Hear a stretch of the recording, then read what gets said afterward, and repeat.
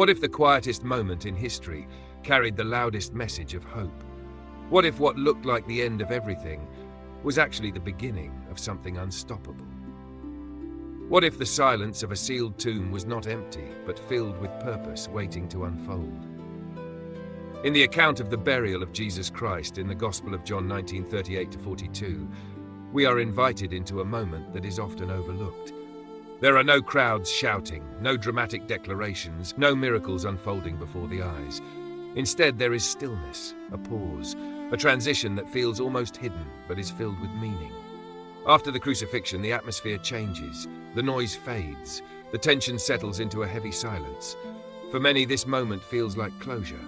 The one they followed, believed in and hoped in is now gone.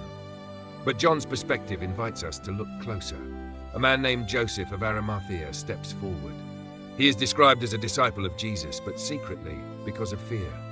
This detail is important. Joseph is not one of the bold, outspoken followers. He is someone who has believed quietly, perhaps wrestling with fear, hesitation, and uncertainty.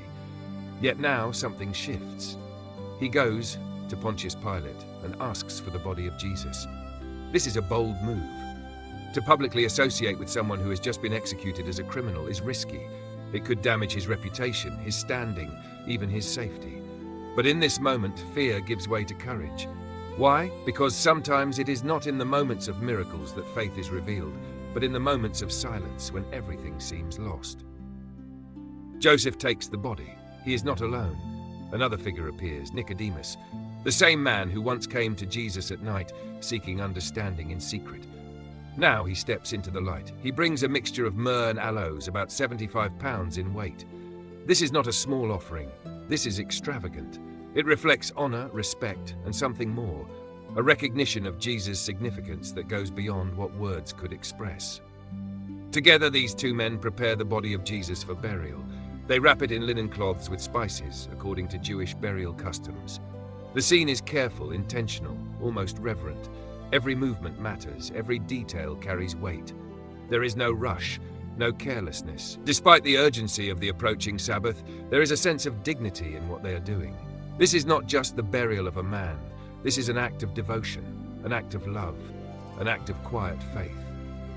Nearby there is a garden, and in the garden a new tomb, one that has never been used. This detail is significant.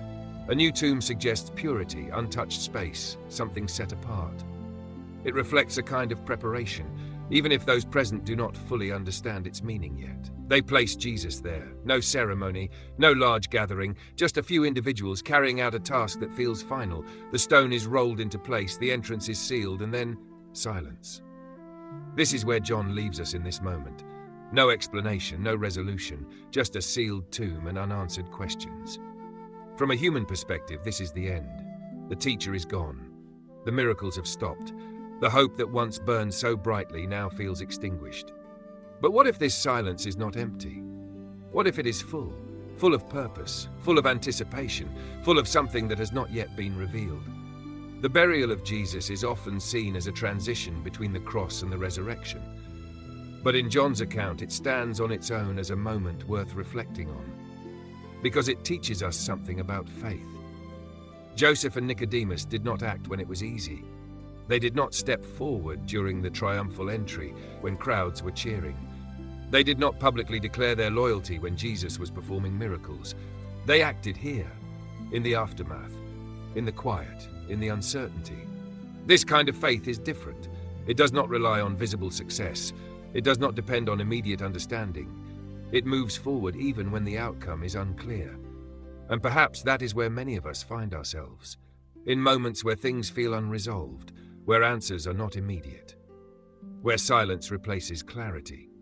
The burial reminds us that faith is not only about what we see, it is about what we trust. The image of the sealed tomb can feel heavy. It represents finality, closure, and loss. But it also represents something else, a pause before something new. A space where transformation is about to take place, even if it is hidden from view.